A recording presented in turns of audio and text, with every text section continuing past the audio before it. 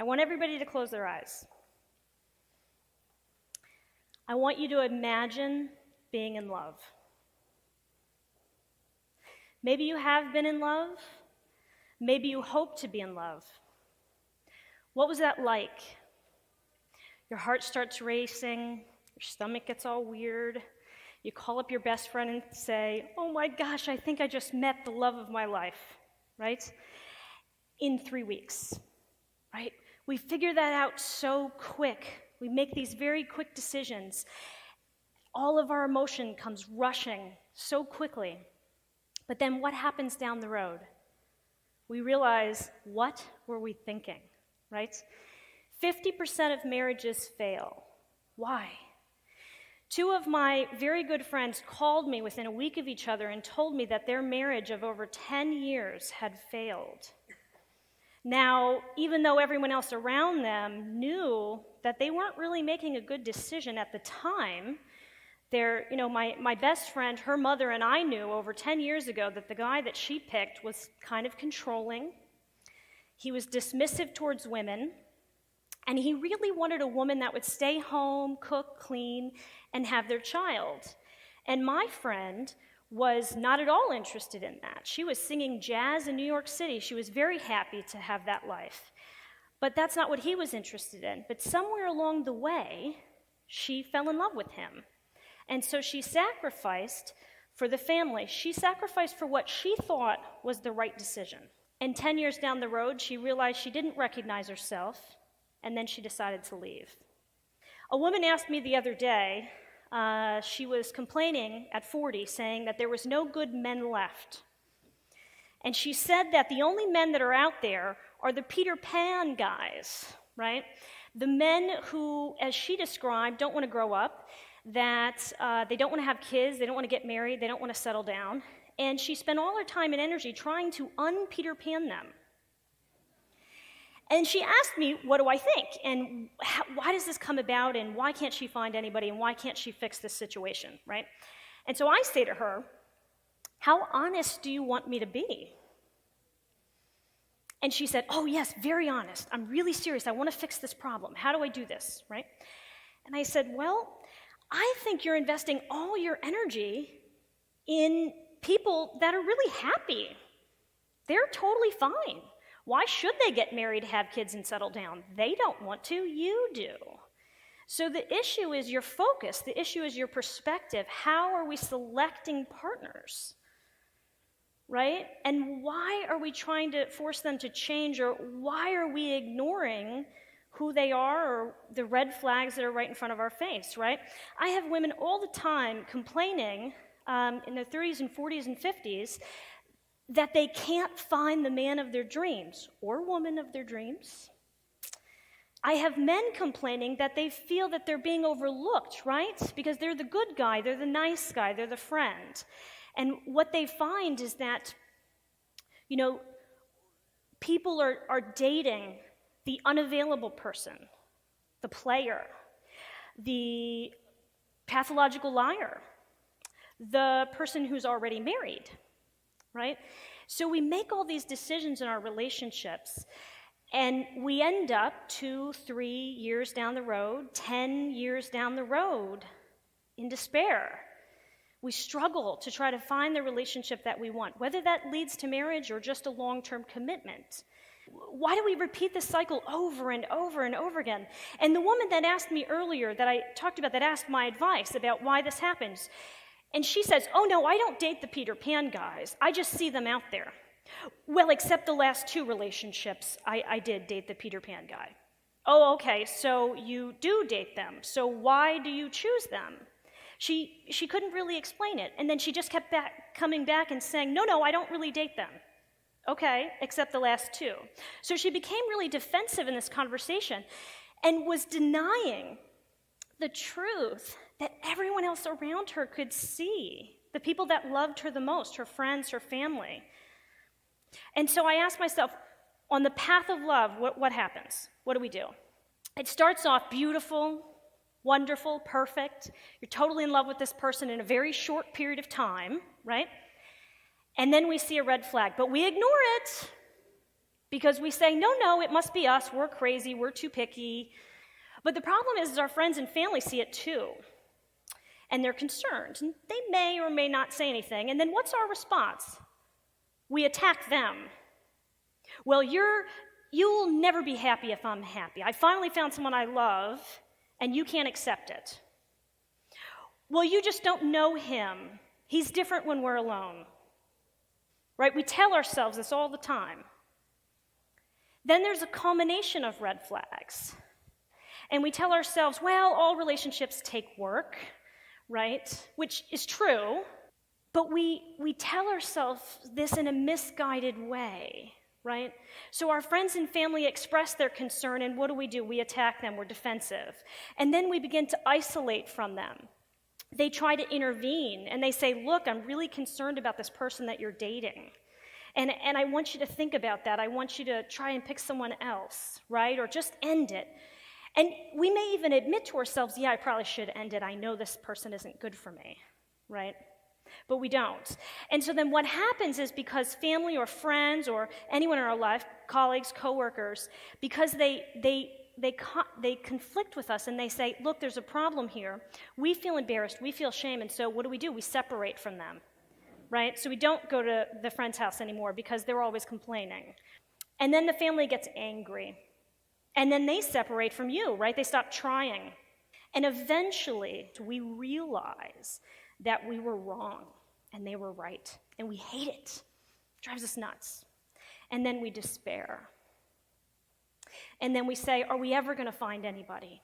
And we could have saved so much time and energy and despair if we would just listen to the people that are around us and not to be so defensive, right?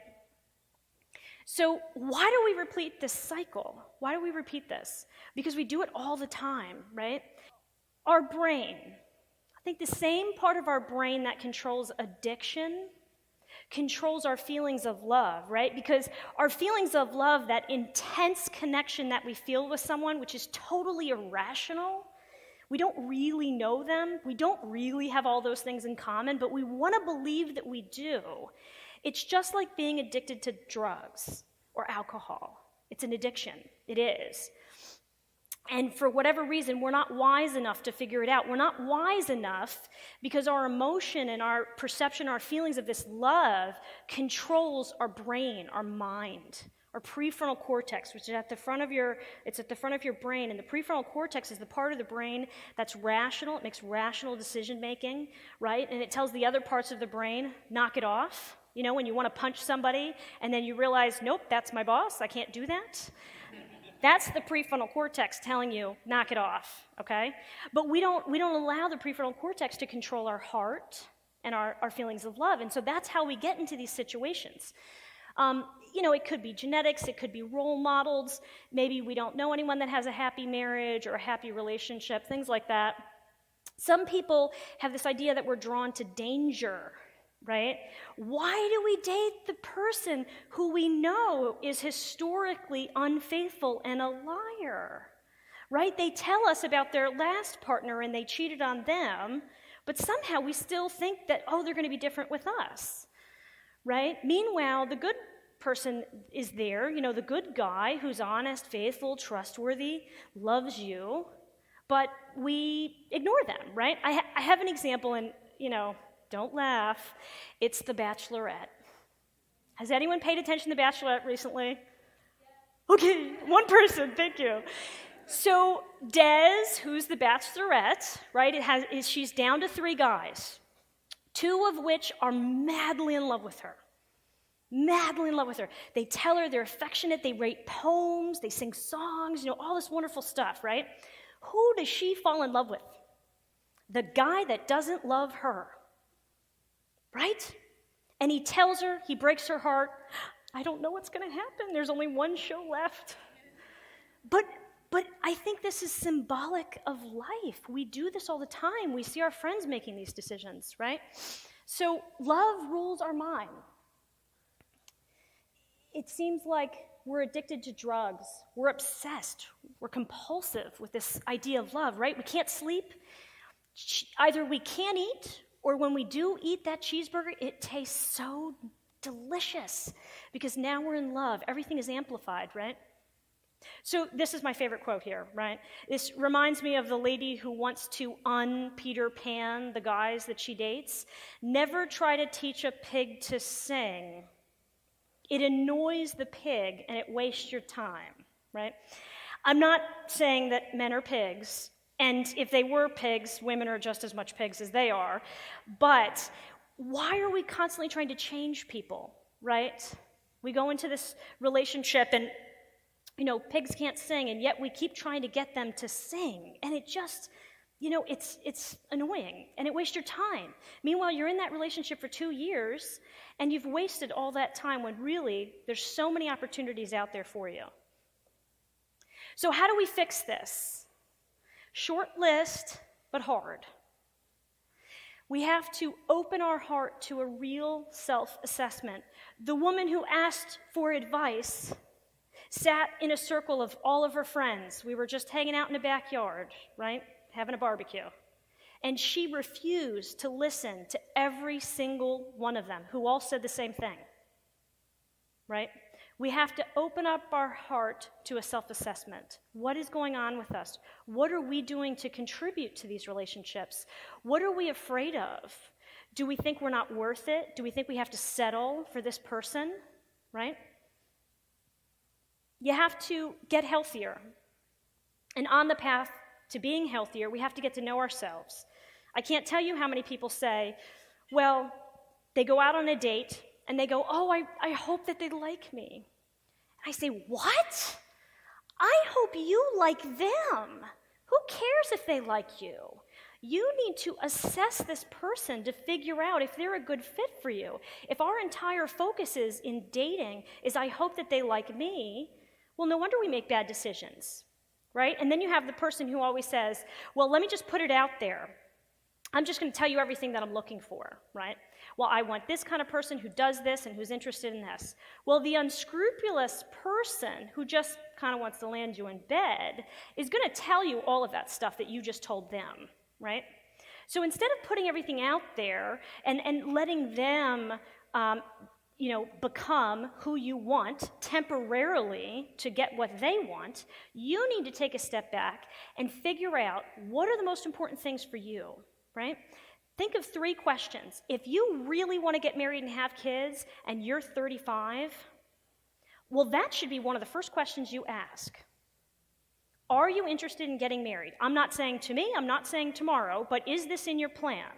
Right? Because there's many people out there that say, no way, I'm good. If I never get married, I'll be happy. So we have to be more bold. We have to know what we want and be stubborn only about the really important stuff. I had a friend who said she didn't want to date anybody who ever in their entire life did drugs, including pot. And I said, well, most people have done drugs at least once in their life, so I don't know, I mean, is that really important? Like, I could see if they're, a pothead smoking every week and they're not going to work and, all that stuff, I get it. But we have to really be wise about what we're looking for. How about let's be stubborn about honesty, right? Is the person honest? That's what we want to be stubborn about, okay? The foolish person seeks happiness in the distance. The wise person seeks it under their feet. We have to be happy with ourselves. We have to be happy with our present. And happiness will come to us more. If we're miserable now, then we'll just become more and more miserable as we evaluate our lives, right? It's about our perspective. Number 1 rule, and a lot of people think this is crazy, but I stand by it 100%. Your friends and family must meet your prospect. If you feel uncomfortable and pressured and, oh my gosh, they're going to think I'm crazy, maybe that's a problem, right?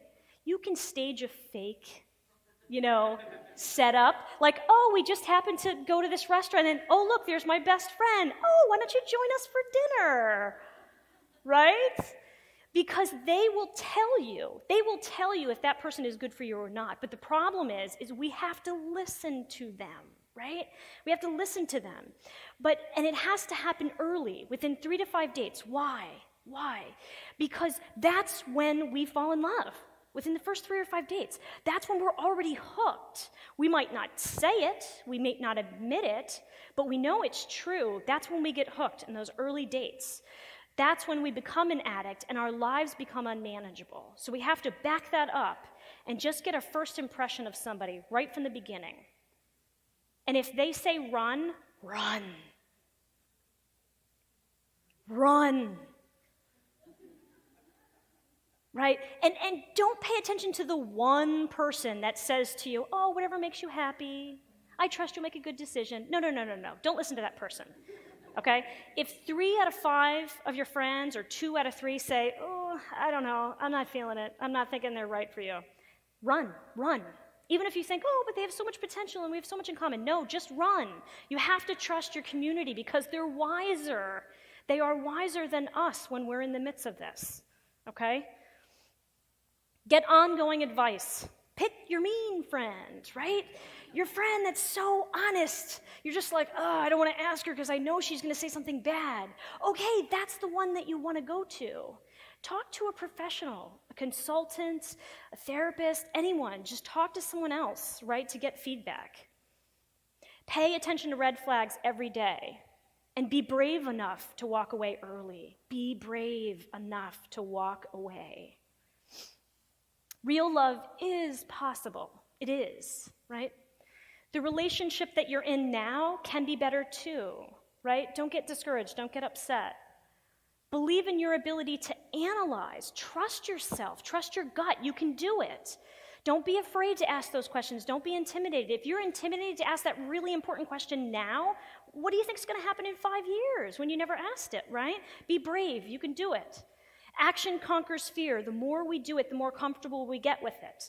My wife said on our first date, she thought she was dating an FBI interrogator because I asked her so many questions, right? But look what happened. We got married. She passed my test. Miracles can happen, and you must believe that love is possible. It is possible. If you follow these steps, if you get advice, you listen to your friends and family, they love you. They really do only want what's best for you. Don't lie to yourself and tell yourself that, well, they're just jealous, or they never had a good relationship, right? Listen to them. They love you. It's possible. Thank you.